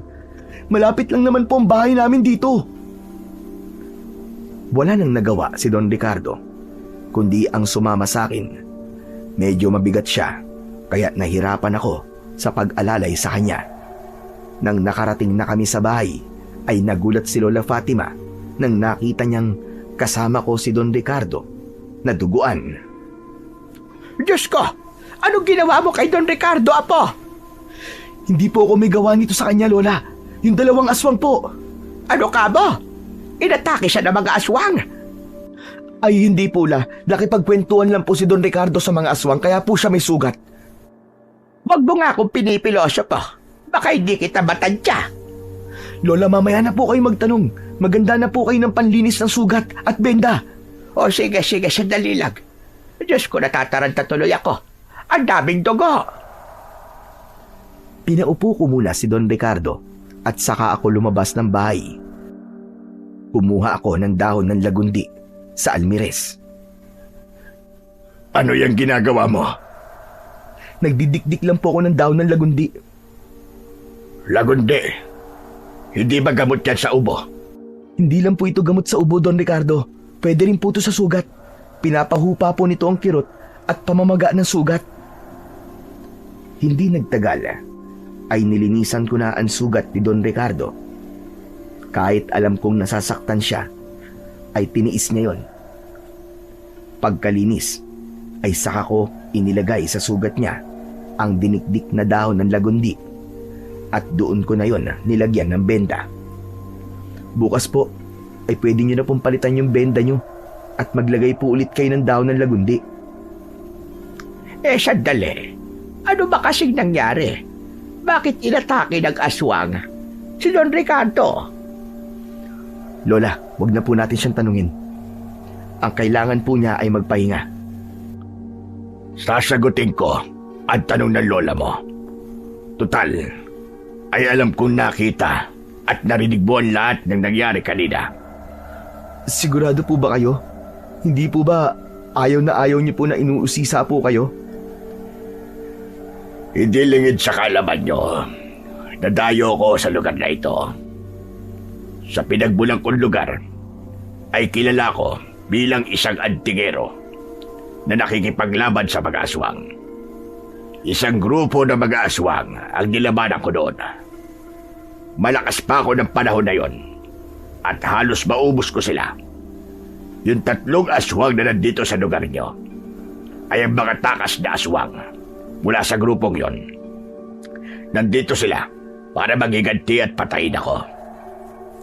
Kaya lang may problema ako. Hindi na ako kasing lakas ng dati. At alam yun ng mga aswang. Kaya malakas ang loob nila. Nalabanan ako ngayon. Kung ganun, ay nanganganib po palang buhay niyo, Don Ricardo. Paano niyo po sila matatalo kung mag-isa na lang po kayo? Kahit papano, ay magiging may laban pa rin ako sa kanila. Meron akong ginagamit na anting-anting. Kapag suot ko yun, kahit anong sandata o armas na hawak ko, ay magiging epektibo na panlaban sa mga aswang. Kahit po pala nasaksak niyo lang po ng tig-isa yung mga aswang, ay tumakas na sila kagad. Naging makapangyarihan po ang itak ng dahil po sa inyo. Tama ka. Pero gaya na sinabi ko, ay hindi na ako kasing lakas ng dati. Matanda na ako at mahina na ang aking katawan. Dahil sa naging operasyon ko sa puso ilang taon nang nakakaraan. Kaya naiintindihan kita, Danilo. Nung nataranta ka at natakot ka nang inatake sa puso ang lola mo, ay nakita ko sa iyo ang reaksyon ng asawa ko nung inatake ako sa puso. Sa kasamaang palad, habang nasa ospital ako, ay mag-isa siya sa bahay at doon siya pinaslang ng mga aswang. Bumakas ang lungkot at sakit sa muka ni Don Ricardo. Kahit hindi niya direktang sinabi, ay alam ko na ang pagkamatay ng asawa niya sa kamay ng mga aswang ang dahilan kung bakit siya naging tahimik at tila galit sa mundo. Paano mo lalabanan yung mga aswang? Kahit pala may anting-anting ka ay mahina ka na. Kailangan kong ipagkatiwala ang anting-anting ko sa taong karapat-dapat. At naniniwala ko na ang taong yon ay nasa harapan ko na. Ay, sandali lang, ayoko. Hindi ko tatanggapin ang anting-anting mo, Don Ricardo. Abay, katulad mo, matanda na rin ako. Hindi ko na kayang makipaglaban sa mga aswang. Diyos ko naman. Sa iba mo na lang ibigay yan, huwag na sa akin. Hindi ikaw ang tinutukoy ko, kaya itikom mo ang bibig mo. Hindi ba ako? Naku, pasensya naman. Minsan talaga ay walang preno ang bunganga ko.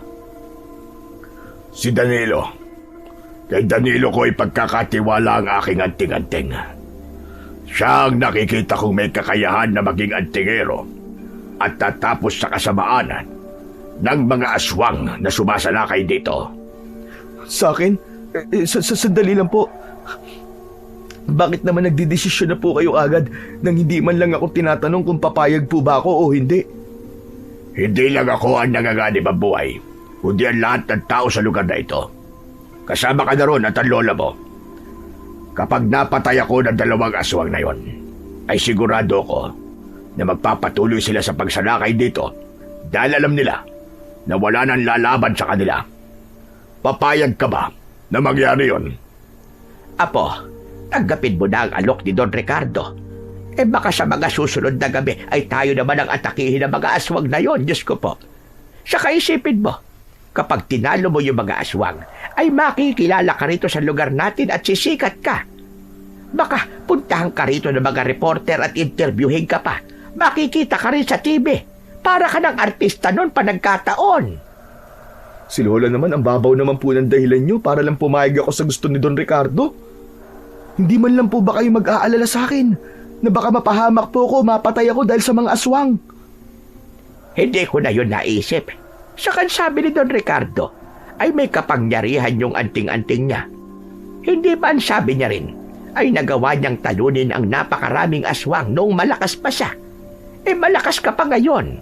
Kaya sigurado ko na magagawa mo kung ano ang nagawa noon ni Don Ricardo.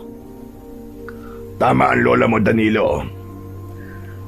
Ako ang nagmamay-ari ng anting-anting na ito. Kaya ako makapagsasabi kung sino ang karapat-dapat na pagkatiwalaan ko nito. At lahat ng katalian na nakikita ko sa iyo ay indikasyon na kaya mong gamitin ang aking anting-anting. Mag-isip ka, Danilo. Nasa iyong kamay ang magiging kapalaran ng iyong lugar. Ipagtatanggol mo ba kami laban sa mga aswang o mananahimik ka na lang kahit alam mong may pwede kang gawin? Sandali akong tumahimik upang pag-isipan ang mga sinabi ni Don Ricardo. Sa totoo lang, ay labis akong nabigla sa mga nangyayari. Hindi ko akalain na matapos kong gamutin si Don Ricardo, ay aalokin niya kung gamitin ang anting-anting niya upang makipaglaban sa mga aswang. Pero naisip ko rin si Lola Fatima. Hindi malabo na baka isang gabi ay kami na ang salakay ng mga aswang at sigurado ko na kung mangyayari yon ay wala kaming magiging laban sa kanila. Ngunit kung meron akong makapangyariang anting-anting ay magkakaroon ako ng kakayahan na protektahan hindi lang ang lola ko, kundi maging ang lahat ng mga tao sa aming lugar. Ano, Danilo? Magdesisyon ka na. Kung hindi ka pumapayag ay walang problema sa akin. Pwede naman ako maghanap ng ibang gagamit nito o kaya ay pipilitin kong labanan na labag ang mga aswang kahit malaki ang posibilidad na matalo nila ako. Sige po. Pumapayag na po ako, Don Ricardo. Payag na po akong gamitin ang anting-anting nyo para ako na po ang lalaban sa mga aswang. Totoo ba yan, Apo? Diyos ko, makikita na rin kitang nakikipaglaban tapos sa mga aswang pa. Alam mo kasi, Don Ricardo, hindi talaga palaaway itong si Danilo Lalo nung bata pa siya at nag-aaral siya. Kahit may nang-aaway sa kanya ay tahimik lang siya at hindi gumagante. Ako pa nga nagtatanggol sa kanya. Kaya para sa akin ay masaya ako kasi makikita kong nakikipaglaban na ang apo ko. Matapang na siya. Lola naman kung ano-ano na lang po sinasabi niyo kay Don Ricardo. Nakakahiya naman po. Abay, bakit ka mahihiya? Totoo naman iyon. Ngayon pa lang ay nagpapasalamat na ako sa iyo, Danilo. Ang totoo ay matagal ko nang gustong bitiwan ang anting-anting na ito. Pero wala lang talaga akong makitang karapat-dapat na susunod na magmamay-ari nito. Pero nang nakilala kita, nakita ko kung gaano kabuti ang puso mo. At doon ko nasabi sa sarili ko na makapagpapahinga na ako sa pakikipaglaban sa mga aswang. Hinubad ni Don Ricardo ang anting-anting na nakasabit sa kanyang leeg. Umusog siya, palapit sa akin, at isinuot niya yon sa akin. Wala naman po akong nararamdamang kakaiba, Don Ricardo. Mararamdaman mo lamang ang kapangyarihan niyan sa oras na may aswang sa paligid. Yan ang magiging gabay mo sa pakikipaglaban sa kasamaan. At tandaan mo, Danilo, lahat ng sandata na gagamitin mo ay magiging mabisang panlaban sa mga aswang. Kaya maging matalino ka sa pagpili ng sandatang gagamitin mo. Natatakot po ako, Don Ricardo. Pero sa tingin ko, ay kailangan ko pong tanggapin ang tungkulin na ito. Lalo na't nasa malaking panganib po tayong lahat. Sobra kitang ipinagbabalaki, apo ko.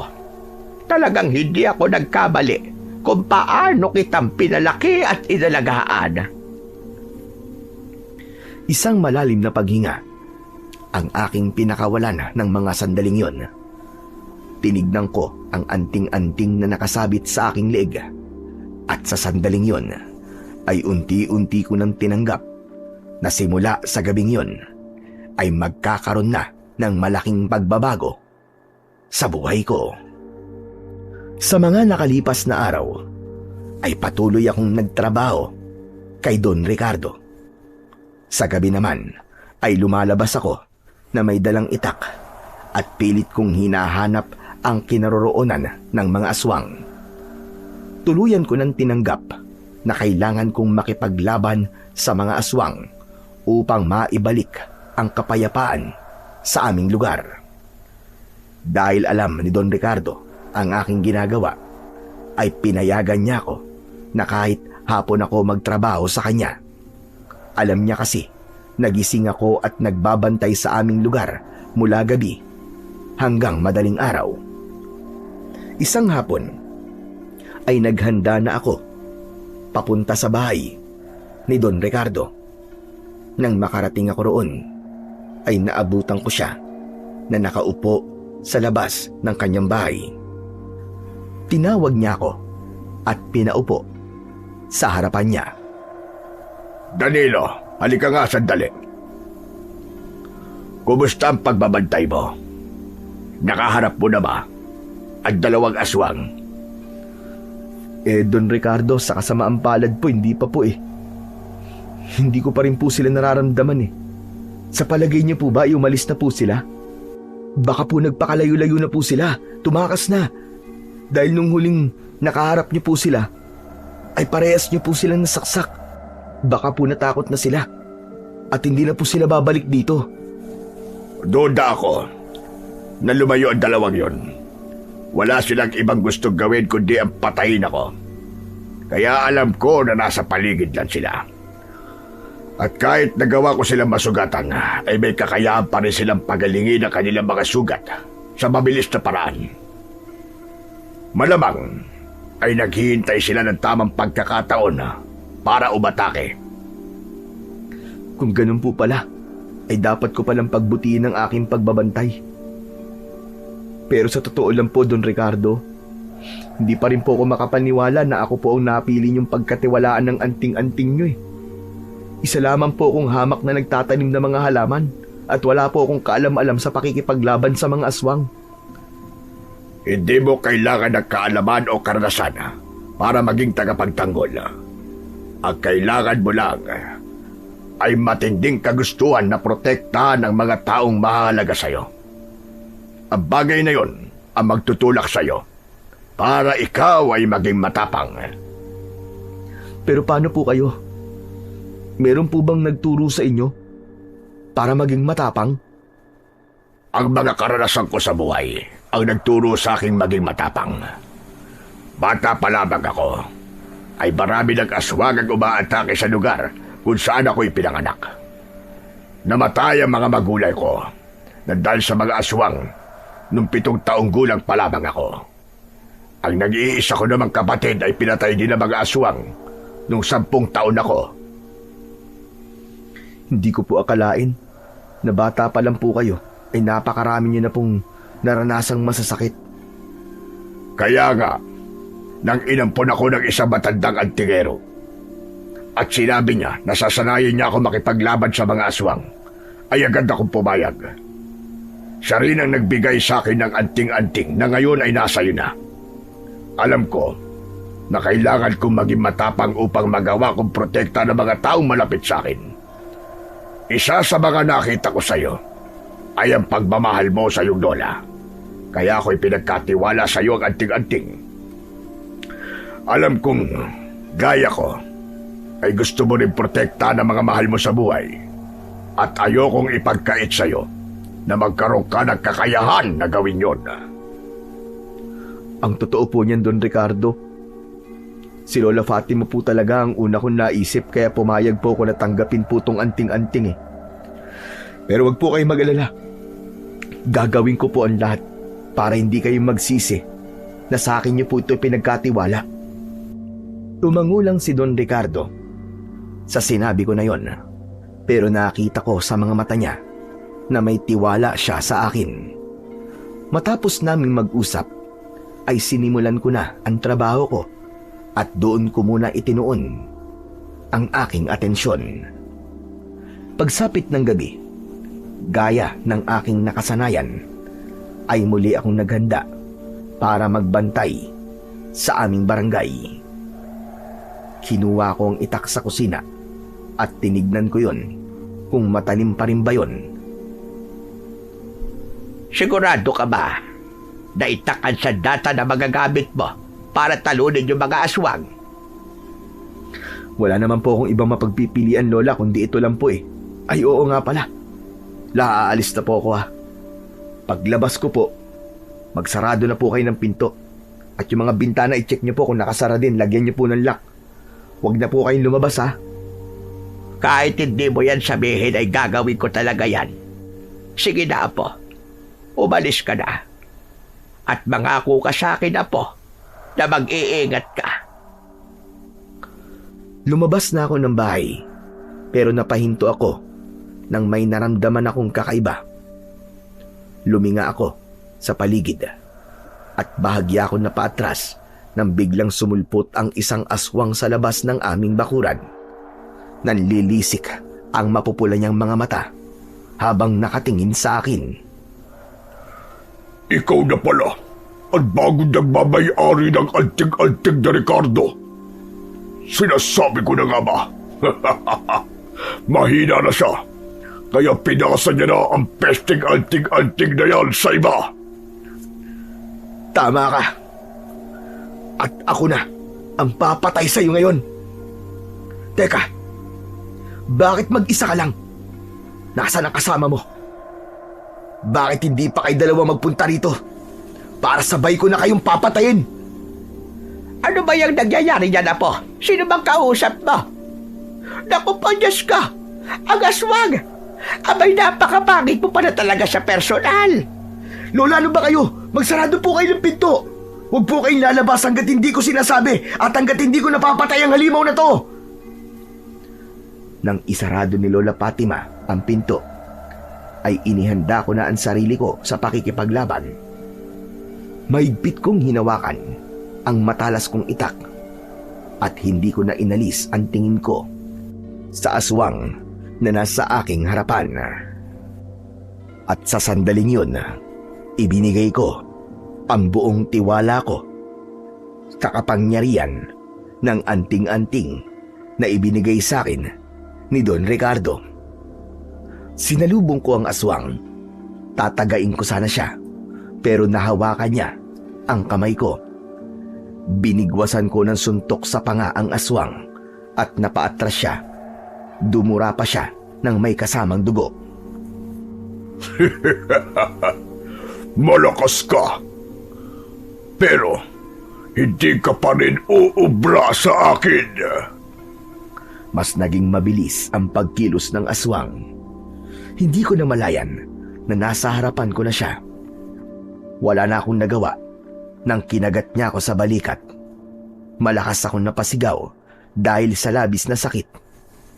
Walang kahirap-hirap akong binuwat ng aswang at ibinalibag niya ako sa kung saan. Bumalandra ang katawan ko sa bakod, kung saan gumagapang ang halamang baging na kung tawagin ay makabuhay. Napahawak ako sa makabuhay at nang tumayo ako ay napansin ko na may hawak akong mahabang baging ng makabuhay. Napatingin ako roon at bumalik sa isip ko ang isa sa mga sinabi sa akin ni Don Ricardo. Ang sabi sa akin ni Don Ricardo, Lahat ng sandata na mahahawakan ko ay magiging epektibong panlaban sa mga aswang. Kung aasa lang ako sa itak, ay makakaatake lang ako sa malapitan. Anong binubulog-bulog mo dyan? Nagdadasal ka na ba? Dahil tanggap mo na ba sa gabing ito, ay mamamatay ka na? Hindi ako mamamatay ngayong gabi, kundi ikaw! Hinila ko ang makabuhay at ginamit ko yon bilang isang latigo. Nang sumugod sa akin ang aswang, ay inihambalos ko sa kanya ang makabuhay at lumatay yun sa kanyang pagmumuka. Lumikha yun ng malalim na sugat. Mas lalo ako naniwala sa kapangyarihan ng aking anting-anting. Paulit-ulit kong pinaghahampas ang aswang gamit ang makabuhay, at nang dahil doon ay unti-unti siyang nanghina hanggang sa tuluyan na siyang tumumba. Lumapit ako sa aswang at matiim ko siyang tinignan sa kanyang mga mata. Maawa ka! Wag mo akong papatayin! Wala akong awa sa mga kagaya mong demonyo! Itinaas ko ang aking itak at diretsa ko yung itinarak sa tapat mismo ng puso ng aswang. Hindi pa ako nasiyahan. Binunot ko ang itak at itinarak ko yon ng paulit-ulit sa kanyang dibdib.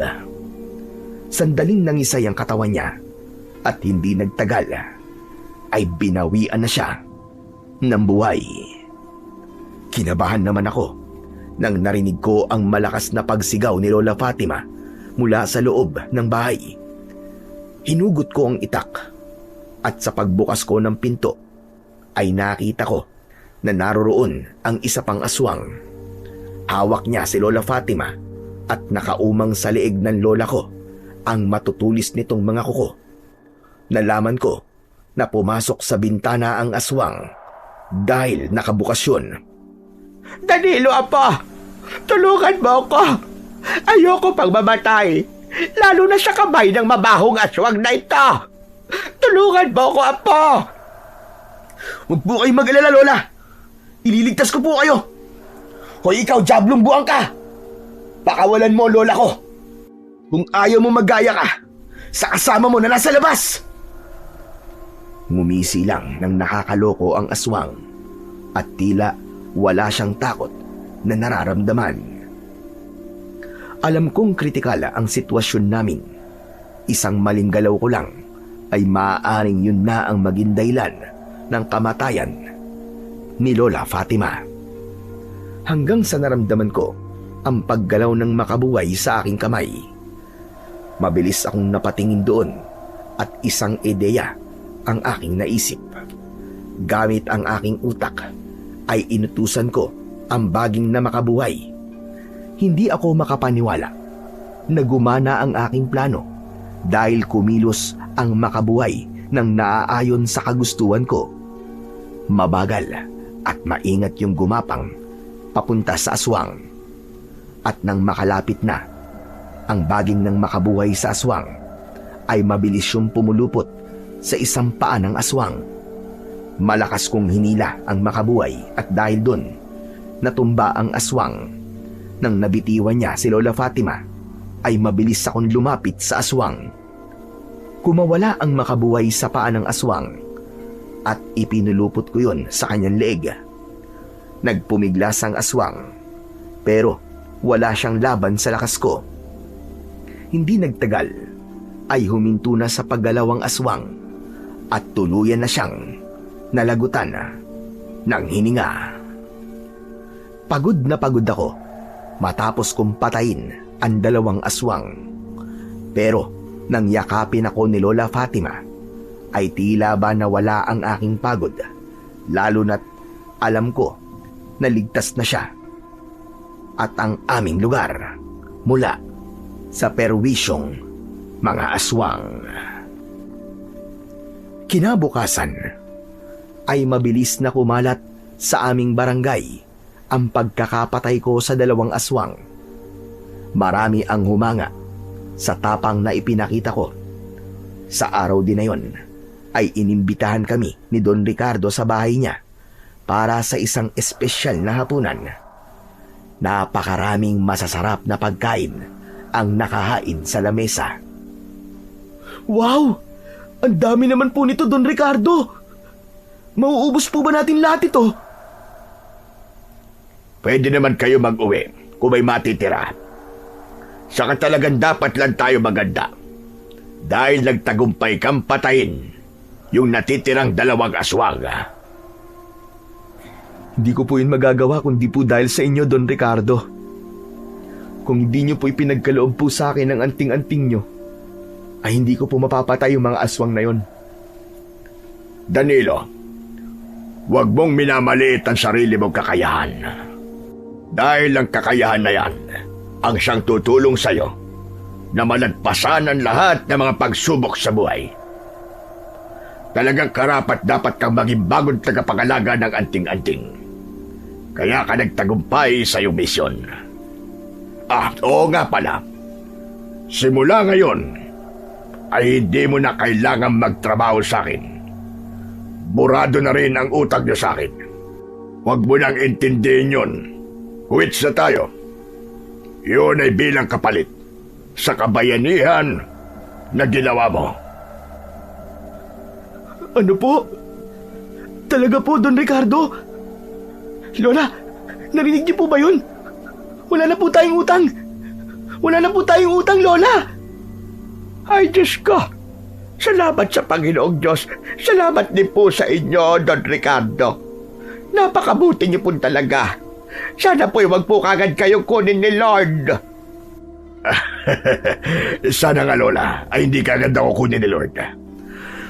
Pero sana, Danilo, ay tulungan mo pa rin ako sa pag-aalaga ng mga halaman ko rito.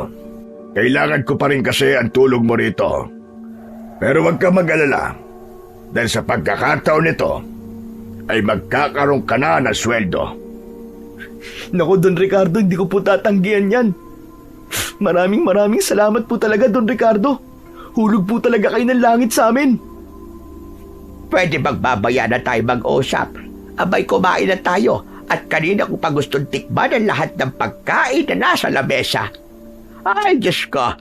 Mukhang masarap yung crispy pata. Ang tagal ko nang hindi nakakain yan. O Lola ha, basta hinay-hinay lang po kayo sa crispy pata. Baka mamaya ay atakihin na naman kayo sa puso. Nagtawanan kami sa sinabi kong yon. Sa gabing yon ay masaya kaming nagsalo-salo at sa kauna-unahang pagkakataon ay nakita kong ngumiti at tumawa si Don Ricardo. Alam ko na tuluyan ng nabasag ang pader na nakapalibot sa kanya at hinayaan niya na kami ni Lola na makapasok sa buhay niya. At simula ng gabing yon ay naging bahagi na kami ng pamilya ni Don Ricardo.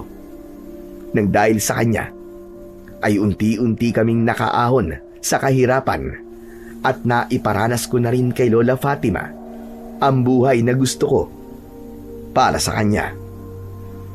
Nanatili naman sa akin ang anting-anting at mas pinag-aralan ko pa kung paano yun gagamitin kasama ng kaalaman ko sa mga halaman upang maging mas handa ako kung sakaling may sumalakay na naman ng mga aswang sa aming lugar. Lumipas ang mga taon at nagkaroon na ako ng sarili kong pamilya. At kahit wala na sa tabi ko si Lola Fatima, dahil sumakabilang buhay na siya, ay alam kong naging masaya siya sa naging buhay niya dito sa mundo. At dahil sa mga nangyari, natutunan ko na kapag may kakayahan kang tumulong, ay tumulong ka.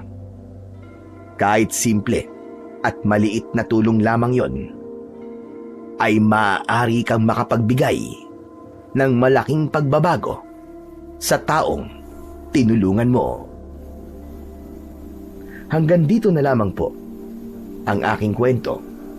Sana po ay nagustuhan nyo at sana ay may natutunan po kayo na magandang aral.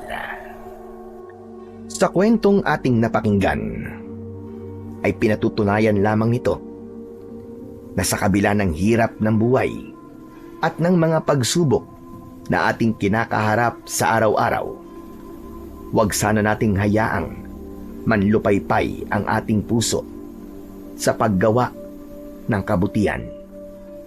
Sapagkat ang tunay na sukatan ng ating pagkatao ay hindi nasusukat sa dami ng ating tinatanggap, kundi sa dami ng ating naibibigay sa kapwa, lalo na sa mga nangangailangan. Kapag may pagkakataon tayong tumulong, huwag tayong mag-aatubili dahil ang bawat kabutihang itinatanim natin sa mundo ay nagiging binhi ng pag-asa na balang araw ay babalik at babalik din sa atin sa paraang hindi natin inaasahan. Tulad na lamang ng sinasabi sa Galatia, Kabanata 6, Talata 9, huwag tayong magsawa sa paggawa ng mabuti, sapagkat sa takdang panahon ay aani tayo kung hindi tayo susuko. Paalala rin sa atin ng Kawikaan, Kabanata 11, Talata 17, na ang nagpapakita ng awa sa dukha ay nagpapahiram sa Panginoon at siya ang gaganti sa kanyang kabutihan. At ayon kay Jesus sa Mateo, Kabanata 25, Talata 40, ano man ang ginawa ninyo sa isa sa pinakamaliit kong mga kapatid, ay sa akin ninyo ginawa. Kaya't kung ang bawat isa sa atin ay magtutulungan, magmamahalan at magpapakita ng malasakit sa isa't isa, mas gagaan ang buhay ng lahat, mas lalalim ang pagkakaisa, at mas mararamdaman ang presensya ng Diyos sa mundong ating ginagalawan. Sapagkat sa huli, ang kabutihan ay hindi kailanman nasasayang. Ito ay patuloy na nagbubunga ng pag-asa, kapayapaan at tunay na pagmamahalan. Maraming salamat po sa walang sawa ninyong pakikinig at pagsuporta sa aking mga YouTube channel na The Voice Addict at mga kwento ni Apong Isaac. Hanggang sa muli, at pagpalain nawa po kayo ng Diyos na may kapal.